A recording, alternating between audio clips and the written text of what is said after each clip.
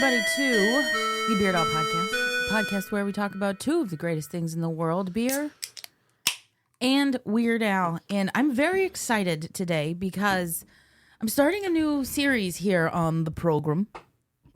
It's my favorite way anyone says that word. Program. Yep, program. Where, it occurred to me that the Weird Al Yankovic in 3D album turns 40 years old this year. Which is awesome. Awesome, yes. Yeah. And so I decided I'm going to have people on throughout the year and go through in 3D, track by track, in order. And just kind of, I've got a format for these episodes and everything. This is big news. Huge. Yeah. Huge. So I think if you listen to the Beard Out podcast at all, I believe you recognize the other voice here in the room. It is fellow Weird Al fan and also my husband, Russ. Hello. Hello. Thank you for walking from one room to the other with me. The drive over here is a bit much to be on these, but I'm also honored to be on the episode as well. So Yeah. I appreciate that. But yeah, this is a big deal for me because, as you know, In 3D is the first Weird Al record that I ever bought. Eat It is, like for many other people, the first Weird Al song that I ever heard. And because I'm such a massive Michael Jackson fan, and we'll get into this later, but this could have gone 10 different ways if Weird Al wasn't the person that he is. Mm-hmm. Right. So this album for me is very special. This song for me is very special. It's one of those things that I pretty much was, as soon as you were like, oh, I'm going to do this type of series, I was like, that song. Yeah. So. And truthfully, I'm also really glad that you're first because I don't need to impress you. Right. That's true. So you do regularly. You just don't need to. Right. Exactly. Right. Exactly. Yeah. So if this goes poorly, you won't hold it against me either. So here's how this is going to go. I've got this format and I'm going to keep it the same as we go through every single song on the album throughout the course of this year. And so, we're going to start with introducing what it is we're talking about here, which is what's happening right now. And then I'm going to give a little bit of background on the song, just some fun facts that I and or my guests have found about the song. And then things we think really work about it. Like what makes this thing the thing that we love, right?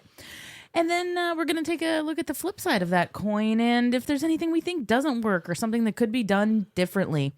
And, this is not to say we don't like this stuff, but there's always opportunities. And I think especially on this album, and this is probably one of those things that we'll get into as we go through this, but I think because Weird Al's career was so new at this point, there absolutely are opportunities, Oh, no, for sure. But there's a lot more that works, right? Than of course, opportunities. So this is what I'm saying is we'll get there, and it'll be we love Al. It is what it is. And then on a scale of 1 to 27, how good is this song? So we'll rank it, and then have some closing thoughts, and then bid you adieu. So here, that's how this is going to work. Because this is the Beard Out Podcast, I feel compelled to let y'all know that the beer that I'm drinking has absolutely nothing to do with the song whatsoever. It just happens to be what we have an abundance of in the fridge. It is from Goose Island, and it's a hazy IPA called Hazy Beer Hug, and it's got a bear on it with sunglasses. Have you tried this beer before? Yeah. Okay. Is it possible you can't beat it? I mean, maybe that's the connection, right? I mean, it's certainly drinkable, so it's not something that I would say you could eat it. Yeah, no, this is okay. So it could be beaten. It could be beaten. Okay, yeah. But you can open up your mouth and feed it. Yes. So there's your connection. Okay, that works. Yeah, I'll take it. Boom. My hazy beer hug. Right. But yeah, it's this. There's so much to say about this song without trying to beat a dead horse, and so beat it.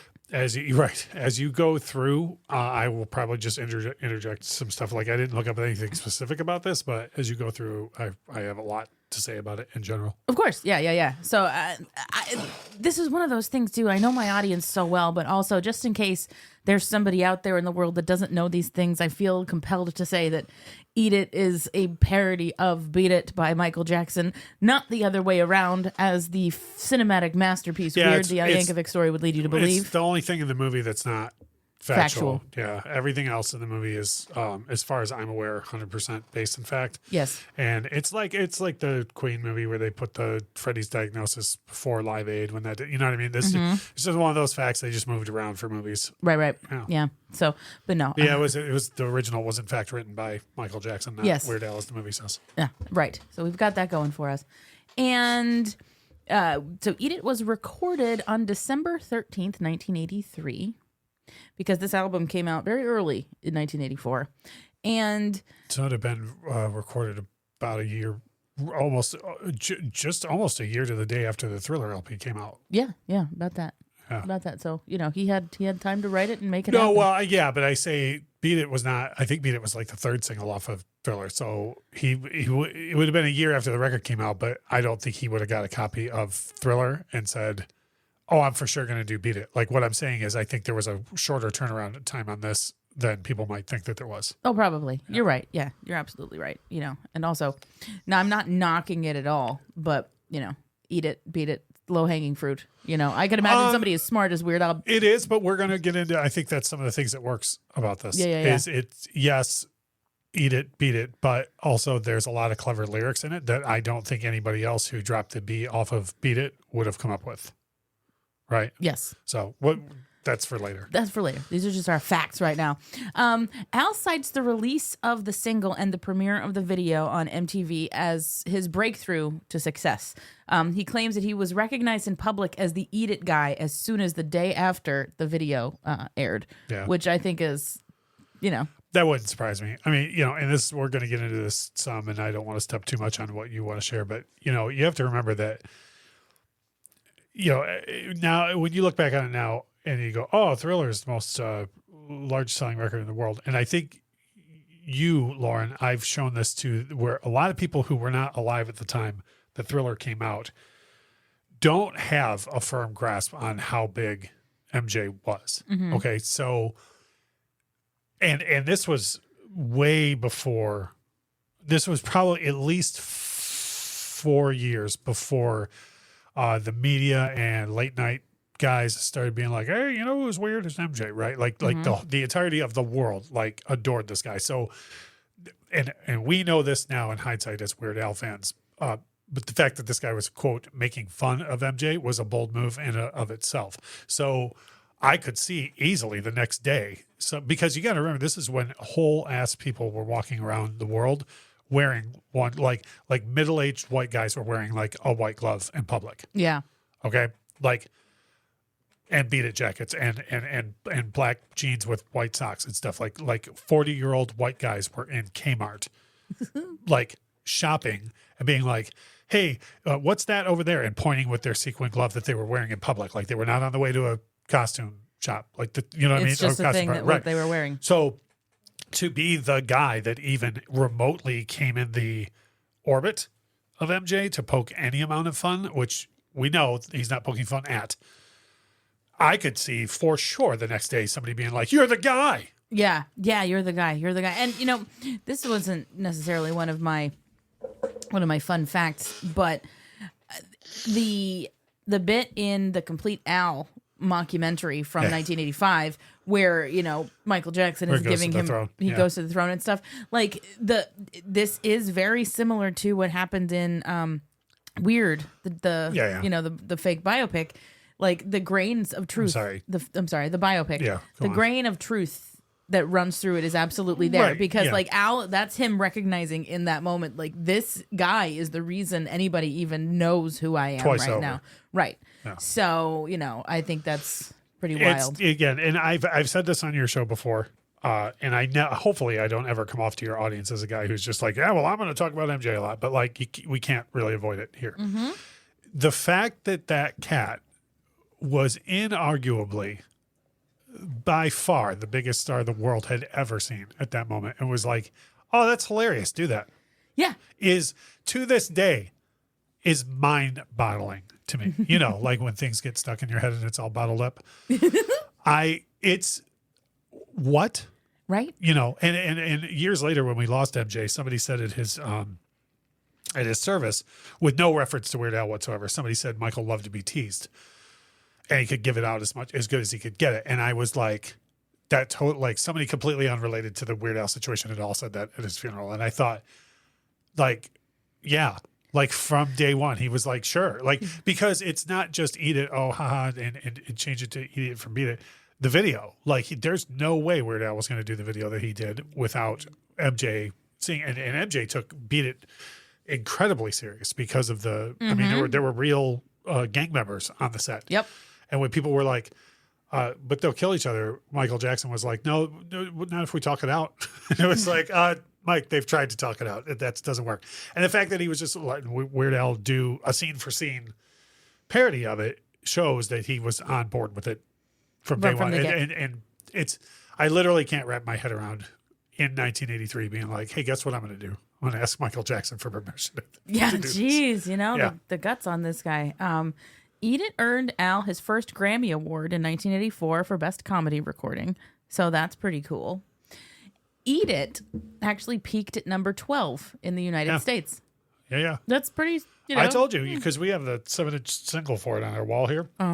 It's not my personal copy, but when I was a kid, you used to be able to buy at Kmart, you could buy 3 7-inch, you could buy 7-inch singles were 50 cents a piece, or you could buy 3 for $1. And Eat It was the reason why I bought 2 other songs. Like, I was like, I'm going to get Eat It. And then I was like, well, I might as well get 2 other. That way I get the record for free. Yeah. And I had to go to the top 10 section of the, or the top 20 section of Kmart, the 7-inches to get it. So, we could, this is for someone else to cover, but I remember the first time I flipped over the 7-inch too, and I was like, oh, what is That Boy Can Dance? Yeah. And then I found out what that is. You did find out. But yeah, I think that might actually be for, nope, that's for you to handle later. Is it for me too? It's for you too. Well, I misspoke. I said, whoever's going to handle That Boy Can Dance for this show is brilliant. That's what I meant to say. No, but it was up there. I mean, I'm going to misspeak it. I have no idea what I bought that day, but it was, in the discussion with Hall & Oates and Journey, and this wasn't a thing where you went in there and you go, I want that Weird Al. Like, people knew what it was. Like, you didn't have to over-explain who Weird Al was. People knew who he was just by looking for. I remember seeing in 3D on the end caps, next to Culture Club and Van Halen on the end cap. That's awesome. Yeah. That's awesome. I long for a time when I don't have to over-explain Weird Al to people. When I teach my college class anymore, I was like, oh, yeah, and I love Weird Al. And they're like, what? I'm like, no. This is what I was going to say at the beginning about Eat It, is Eat It for me was, until Smells Like Nirvana, was the thing where through Polka Party and Dare to Be Stupid, and I would go, Eat It, and they would go, and then Smells Like Nirvana took me for the next 10 years. It took you until White and Nerdy. Yeah. And now, good, bad, or indifferent, there's no point of reference, because I don't want Weird Al doing parodies of the horse poop that's on the radio now. Sorry about my language. That's okay. But, you know what I mean? Yeah. I don't want him. The stuff that's out now is a parody of itself anyways. Yeah, he should just keep it out of his mouth. I'd be like, hey, you know that song that your mom likes, Gangster's Paradise? All right, he does the better version of it. Yeah. That's how you should explain it. I'll try and figure that out one day. Here's my favorite fun fact. Eat It was the #1 single in Australia, and Beat It only peaked at '2 in Australia. I love knowing that. Yeah, that's rad. Yeah, and it comes to when you get results like that. Sometimes it comes from, overexposure at the time. I bet in Australia they were like, got it. Would you with the Michael Jackson? Crikey. Yeah. I'm sure that's exactly what they said. They were like, oh no, another dingo's going to eat my baby. Right? No. I think that sounded just like somebody from Australia. No. Right. Yeah. I'm really sorry, Australians. Right. But, and also at the time too, you have to remember, again, Thriller was, I want to say Beat It was like the 3rd single off of Thriller. Yeah. Okay. Sell 100 million copies of a record. People don't need to buy the single at that point. Yeah. You know what I mean? Yeah. So that's fair. Yeah. Totally fair. Vincent Patterson, the choreographer for the Beat It video, also played a gang leader in both the original and parody videos. Yep. So that's neat. Yeah. Yeah. I love it. That's a person who just was like, yep. I'm up with I'm down. Yep. This is great. I'm up. I'm down. And my final fun fact is it took until October 19th of 1989 for Eat It to be gold Yeah. What are you going to do? So there you have it. That's funny to me. It's just, I don't know who was still buying Eat It in 89. Do you know what I mean? Yeah. Like who 5 years later was like, you know what song I need a copy of right now? Eat It. Yeah, well, where where are you going to find a copy of it in 3D? No, find me the 7-inch single. Because that's how it would have charted back then. Yeah. It wouldn't have been there was no cassette singles at the time. Would it have anything to do with jukebox plays?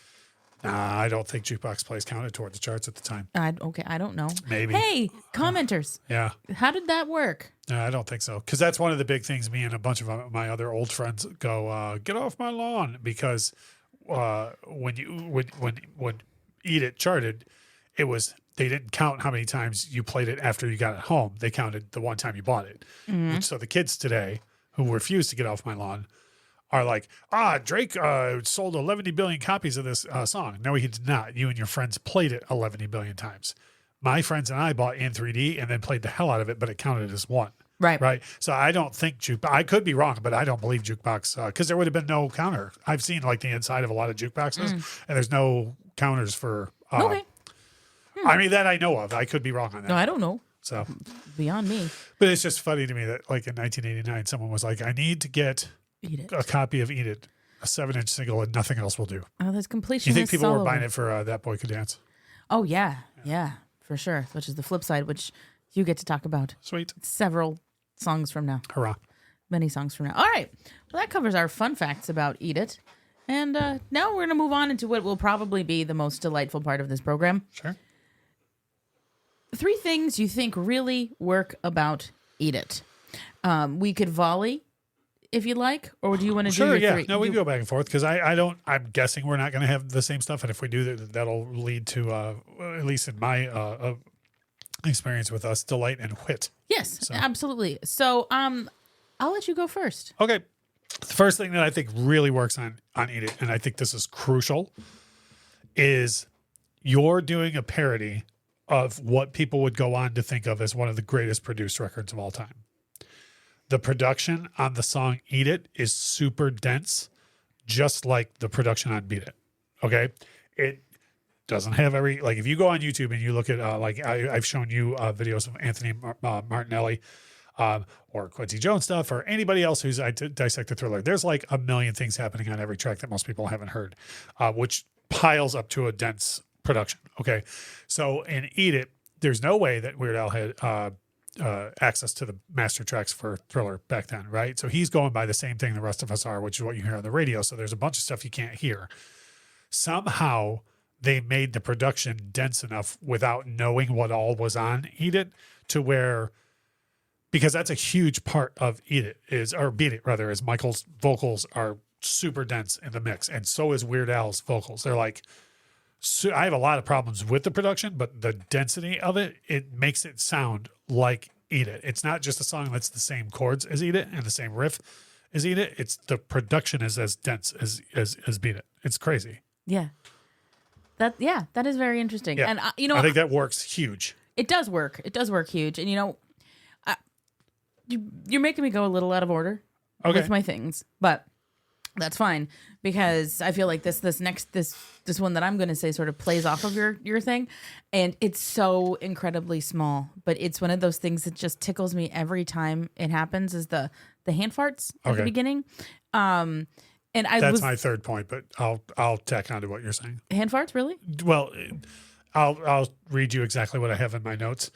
I have exactly this typed out. The quote, Weird Al of it all, end quote. Hand farts, noises, etc. Okay. That's what I have. Delightful. Yes. And I think the reason why this plays off of what you were talking about with the density of the production, because you were saying like there's so much going on in Beat It, but they couldn't know exactly what it was. Right. So they threw things like hand farts and like burps at it to fill it in a Weird Al sort of way. Yes. But the reason why I had that as a note is because it adds to I've told you this when I was a kid. Even when I was a little kid, I was fiercely defensive of MJ. And again, this was years before like the media started with their, what do I want to say here? I don't want to swear on your sword. They're malarkey. They're malarkey. Thank you. And so the first time I ever heard of Eat It, I was like, who, what what? But then like you hear the fart noises and the hand noises and it's like, I think one of the first times I really paid attention to it, at the end I heard that, oh Lord, and it's like, this guy is not making fun of MJ. He's having fun in general. And that's okay, which again, and that's part of what goes into when I put in quotes the Weird Al of it all, is that at no point, even back then, he could have made a bunch of MJ jokes. I think like MJ's vitiligo hadn't kicked in yet, but he could have made jokes about Joe or about MJ being the youngest of the brothers, or you know what I mean? Like he could have made like a ton of different jokes at MJ's expense, and chose to do none of it at all. Like even in the video, there's not an open making fun of, even Weird Al's dancing is not trying to make fun of Michael. It's Weird Al being like, I can't dance. Yep. You know what I mean? I will do my best. Yeah, like this is the best. I think the only point in the whole video where he might be construed as making fun of MJ is when he throws himself through the the doors. Yeah, but that's just Weird Al flailing about. Again, at the time, you might, if you had any question at the time, by now you go, oh well, that's just the Weird Al of it all, right? But I don't disagree with what you're saying. I'm sure there was a certain amount of like, this sounds empty. Bring me a man with farts. Like like I don't doubt that. Who made a career out of it, right? But I feel like a lot of it was done to just be like, I want to make sure people know this is silly because we know who Weird Al is. Right. And at the time, somebody like me, this could have gone a whole different way if there was even so much as a poking fun at MJ at all. Right. Right. But he's just not. He's just like, I'm making this silly song that has everything to do with eat it, Food. Right. Yes. So, a point that I wanted to make sure that I addressed was the relatability of the lyric insofar as... That's my second point. Is it really? Yep. Look at us. Oops. Almost, no, that's fine. This is all stuff that works. But yeah, the relatability of the lyric insofar as, like, as a kid you get it, and as an adult you get it differently, and he wasn't a parent yet at this point, right? So he only knows this from being the kid on the side of that situation. Well, it's something that Weird Al would do, and I could show you my notes again. This is my second point that I wrote down, is the lyrics, because one could look at this and go, eat it, eat it, eat it, eat it. Oh, that's how brilliant of you, right? But when you dig into the lyrics of the chorus, so that universal lyric right off the top, well, don't you know that other kids are starving in Japan? That's a thing everyone says to everyone, and just even the get yourself an egg and beat it, and the fact that I think that was lost on most people, that he worked beat it into the song, but you have so much going on in these lyrics that again, I guess this could be tied into the Weird Al of it all, but years later, he would continue to do things in a way more clever way than anybody else would have thought. Like, here's my thing. Find somebody, like you just said about the current generation, that doesn't even know who Weird Al is, okay, which is gross. But, okay, here's the opportunity. Find somebody who's, quote, musically talented from this current generation coming up. Play the song, beat it for them, and then tell them to write a parody called Eat It, and see how many different ways of trash it comes out. Yeah. Do you know what I mean? Yep. They're not going to come up with anything even remotely as clever as the lyrics are in this song. That's sad. Yep. No, but it's very true, and I think... Well, don't think of it as sad. Think of it as how great Weird Al is. That's true. Yeah, I know. You know how I feel. If we sit around talking about how bad the current state of the music, like I quote Edward Rooney from Ferris Bueller constantly about the current state of music, which is, I weep for the future. Like I can't sit around and be I know it's the whole the friends we made along the way, or but like I got to be thankful for Weird Al, or else somebody would be really mad at where we're at now musically. Yeah. Do you know what I mean? I know. I mean, yeah. And, for this being his, yes, his self-titled debut album exists, but in my mind, In 3D is like his first proper album. No, I got it. Right? I don't think I bought his debut until, I don't know. I think after I got, even worse, I went back Yeah, the it's because, and then it's jarringly different. Like this one, it's like you can tell this is like 10 steps above. Yeah. And the fact that he's so clever, so young, so early in his career, I just like it's impressive. It's now impressive. when you look back on it, it's easy to go, well, we all should have known he was brilliant then. But as a little kid, I was just like I remember running around being like, even with a parody song like Eat It, I was like, oh, this song is so much better than you know it is. Like as a little kid, I was explaining it to people. Yeah. Now I did the same thing. Yeah. And I'm removed from the immediacy of Eat It when it came out. Right. But yep, I was explaining how brilliant Weird Al was to people all the time because they were just calling him the Eat It guy. And I was like, no, but he's so great. Well, you and I have talked about, not that Weird Al's even remotely a one-hit wonder, but we've talked about this before where it's like, if you're going to call me one thing, I'll take that. Mm-hmm. You know what I mean? Like Yeah. if you're going to call me one thing, I'll take the Eat It guy all day long. Mm-hmm. For sure. Oh, for sure. And I guess, so we kind of covered most of the points. I have one more thing that I had three. We bounced off two of them because the lyrics were the same for us, and then the Weird Al what of I'm it all. calling the Weird Al of it all. I love the Weird Al of it all. And, I know it's not the song, but I obviously have to mention, for me, like, the video and this song go hand in hand. So the video is another thing for me that absolutely works. And if you haven't seen it, there's a great outtake from the recording, the filming of the Eat It video where he's flailing about on the bed with the food. I mean, that is worth the price of admission alone. But the video is something for me that absolutely works because the video is the reason he is the Eat It guy. Right. It's the reason why we get as far as we get. And I just think, the video is my third point. Yeah, it's brilliant. I'm such a picky person. The only problem I have with the video itself is I hate his jacket in it. It's not even remotely accurate to the original, and it upsets me greatly. But it is what it is. He was poor. Well, I was going to say, I'm guessing that a lot more money was spent on other things other than that jacket as far as the video goes. Oh, yeah. Most definitely. You're like putting holes in the pool tables. Right. Yeah. Joke.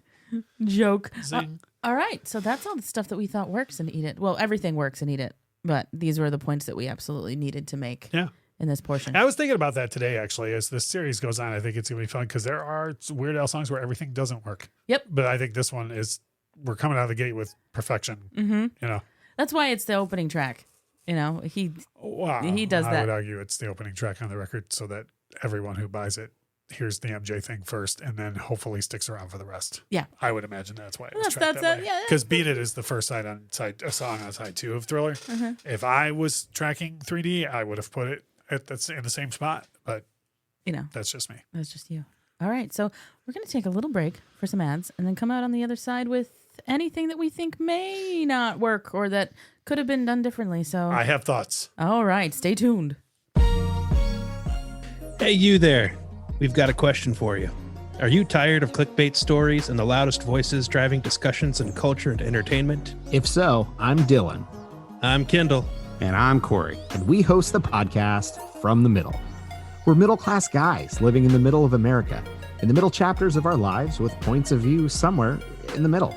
We take a more reasonable and centrist approach in our discussions covering genres like comedy, culture, entertainment, and interviews, with really interesting folks like business owners, comic creators, doctors, news anchors, New York Times best-selling illustrators, professional stand-up comics, and more. We really value a relaxed and conversational podcast, one that we hope is so fun and laid back, you'll forget you're not actually hanging out with us. So search at From the Mid Pod, just like it sounds, or check us out everywhere you can find podcasts. Hey, I'm Hansel Zarin from the BFYTW podcast, here with my buddy Stevie. Hey, what's up? And Augie. Hey. And we're here to, first of all, categorically deny the rumors going around that all we've been doing lately is copying other podcasts. This is categorically untrue, and we deny it completely. Having said that, please continue to enjoy the Beard Al podcast.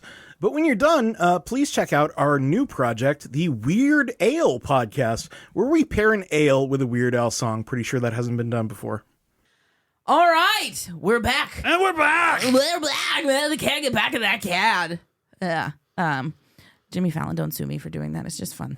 Dad, man, can't get back in that cab. Whoa. So, weren't those ads great? I thought so. Oh, they were life-changing. Right? I'm going to buy some of that right now. For sure. I'm going to go there. I will certainly shop there. Yes. Tomorrow, even. Great deals. Yeah, I would say so. Yes.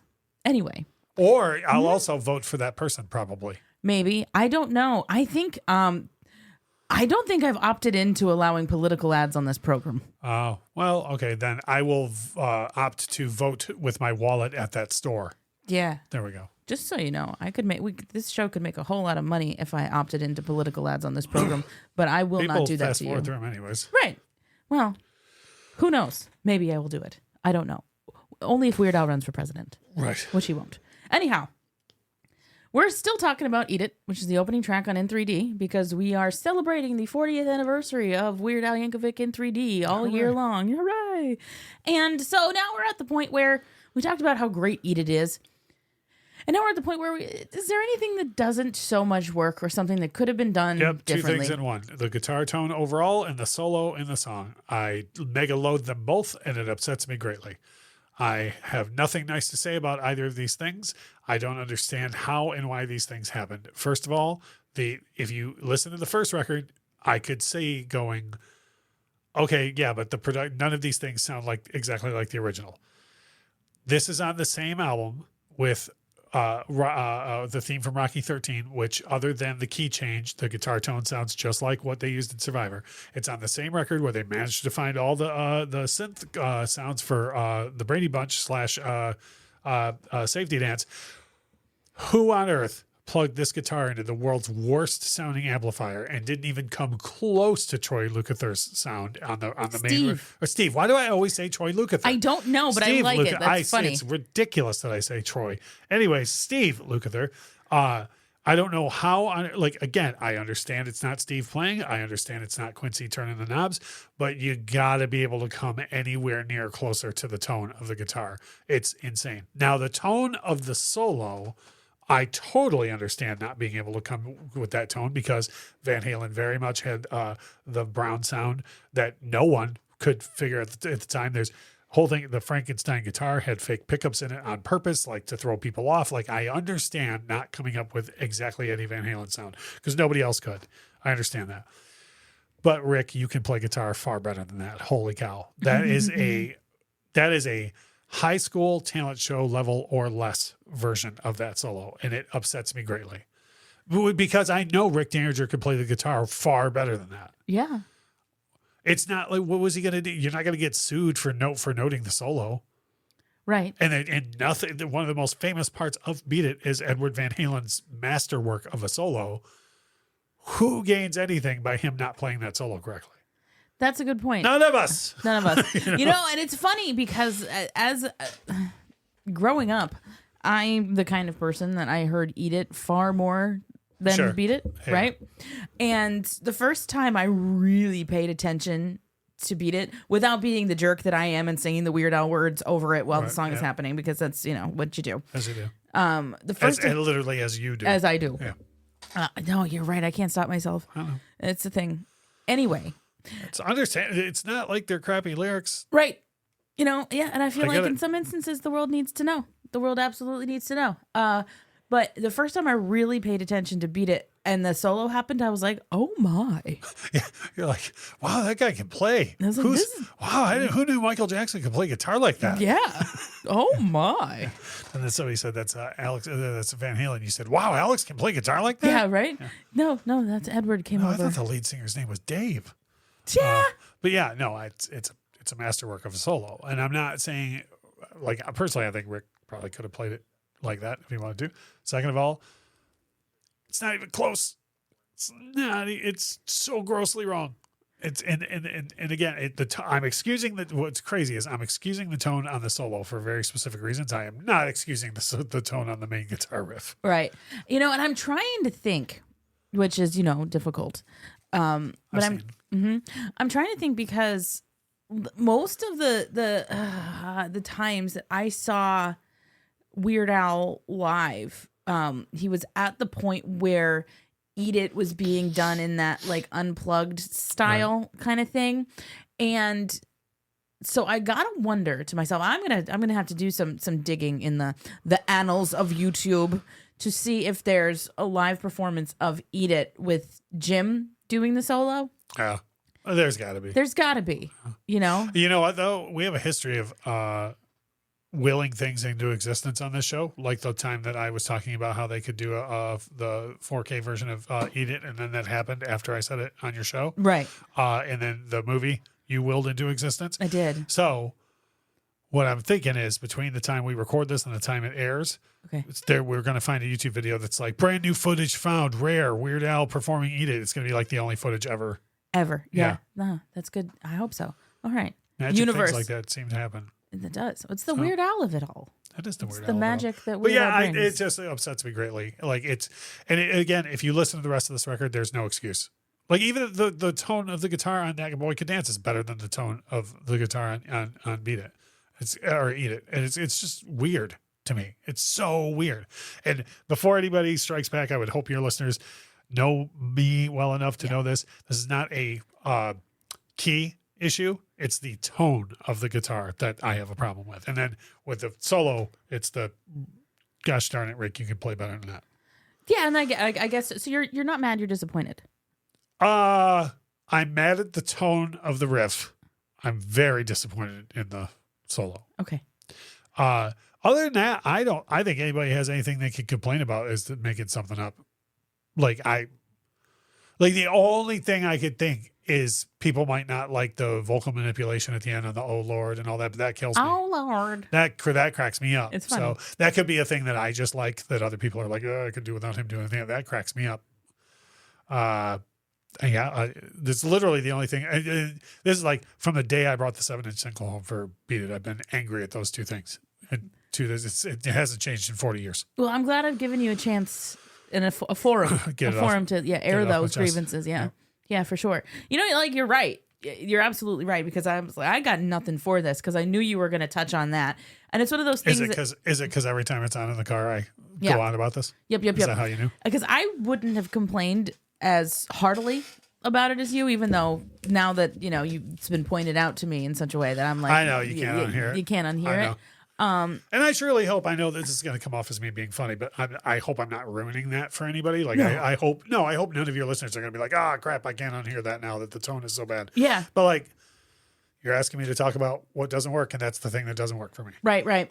And for me, you're talking about the solo, and this is not even a thing that doesn't work, but this is this has broken my brain in a way because every time I hear Beat It, I expect the guitar solo to end in an explosion, and it doesn't. Yeah. And it did live. When MJ did it live, there was always an explosion at the end. Yeah, because he would always do the thing where the thing where Michael Jackson can point and something blows up. Yeah, he would do it not every time, but a lot of times when they got to the end of Beat It, he would point and something would blow up. I don't think it was like an homage to no, but it's just neat. Yeah, but so you would and Jennifer Batten played it note for note. Orianthi played it note for. I think everybody ever played it with MJ played it note for note. So if you want to hear Eddie solo with an explosion, we could just bring something up from like the 87 tour or something. Oh, great. That's delightful. Because you know me, like literally, like if Beat It comes on and we're listening to it, we hear it, I literally go, yeah, well, I have to. Like, that was a pretty good explosion. Yeah, that was. I did all right. Yeah, it was all right. I did all right. I did okay.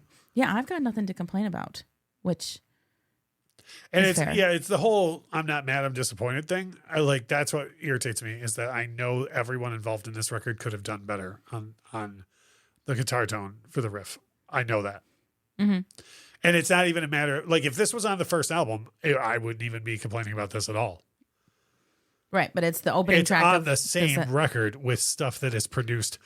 Look at King of Pain or King of Suede. Look at that. The production on that sounds exactly like the Police. Yeah, that's interesting. That is very now. So I guess as we go through this, I'm going to learn more about when in the recording of the album things were happening because I'm going to guess that this is one of the first. And the reason I'm going to guess that is, and again, this is a learning journey for all of us as we go through this in 3D thing, because Survivor gave the okay for Rocky 13 after they heard that Michael Jackson gave the okay for this. They're like, well, if Michael Jackson will do it, then the rest of Weird Al's career was that way. Yeah. Really. Oh, well, it's the guy Michael Jackson said was fine. Right. So we might as well do it. Might as well do it. Oh. Right. I guess now it's time to get to the ratings portion of our program. Program. So yes, I said on a scale of 1 to 27, how good is this song? You go first. I'll go first. Yeah, they're not all going to be this way, but I don't have any giant grievances with this one, so I'm going to give it a 27, and I'm going to tell you why. Yeah. Because we owe everything to this song. Oh, yeah. This is the reason why Weird Al's career exists in the way it does. This song is the reason why we have so many of the wonderful things that we have, and this song is, many hops and skips and jumps, but it's the reason this show exists. And the reason for so many wonderful things. So I'm going to give it a 27 because this is important. It means something. Oh, well done. I gave it a 27 as well, even though with my guitar grievances. Here's the thing about that. Those are my personal things. Everything else about this overcomes those things. Like you said, this is where it all began. This is where anybody on earth was like, "Oh, Michael can take a joke." The beat or the bad fat stuff comes from this, where they already had a pre-existing relationship, and the fact that everyone, like, eventually several people would say, you haven't made it till Weird Al's done your stuff. That all starts here, and it all starts here because Weird Al had a good idea. MJ was the kind of person to let it go and fully endorse it and go, oh, and also here's my choreographer. And, there's so, where you end up with Weird Al is all in every single branch on the Weird Al family tree leads back to the success of this song. Yes. So even if it was the worst guitar tone I've ever heard, even if the guitar solo was done with a Casio keyboard, this would still be a 27 as far as like rating the overall song as far as importance and everything goes. Right on. I'm here for that. And like I said, I thought that today when I put that down, I was like, I'm going to kick the series off with a 27, and anybody else that does another song is going to be like, if I don't rate it a 27, it's going to sound like I'm lower. That not everything on this record is even close to a 27. No, I get to rate every single one of them. Well, no, I know, but I'm saying whomever else comes on, if they listen to an episode before, I don't want anybody to think that's, we're setting some sort of high bar here. It's this track that opens this record happens to be extremely important in Weird Al lore. And I would argue to the history of pop music, this song is. Yes. So, it's a pillar. For people who, we talked about he was the Eating guy, then he was the Smells Like Nirvana guy, then he was the White and Nerdy guy. All of those roads lead back to he was the Eating guy. So that's super important. Yep. I think this went well. I like this. I do as well. This is good.